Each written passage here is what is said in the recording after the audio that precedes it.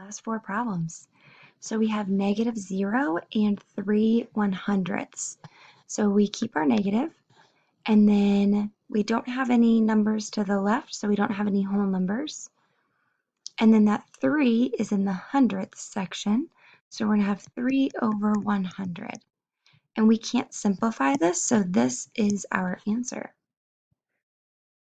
So we have 0 and 125 thousandths, because the 5 is in the thousandths place. So we have 125 over 1,000. And then now we need to find a greatest common factor. In this case, it's actually 125. So we're going to divide by 125 on top and bottom. And you get 125 divided by 125 is 1. And 1,000 divided by 125 is 8. So we get 1/8. If I didn't know that, I could have started dividing by 25s.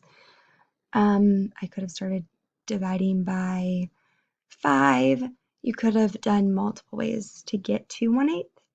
But as long as you got to 1/8, we're happy.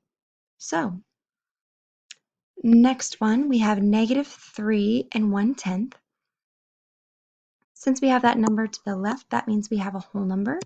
So we're going to have -3 and then 1/10. And we cannot simplify that because 1/10 is as small as it can get. So this is our answer. Again, we have that 10 to the left. And so we're going to have -10. And then we have 25 hundredths. So 25 over 100. We can simplify this. So we keep our -10. And then we can divide by 25 on top and bottom. And so that gives us 25 divided by 25 is 1. And then 100 divided by 25 is 4. So we get -10 and 1/4. If you didn't know that 25 goes into it, you could have done something like this. And you would have divided by 5 maybe. So you would have gotten -10 and 5 20ths.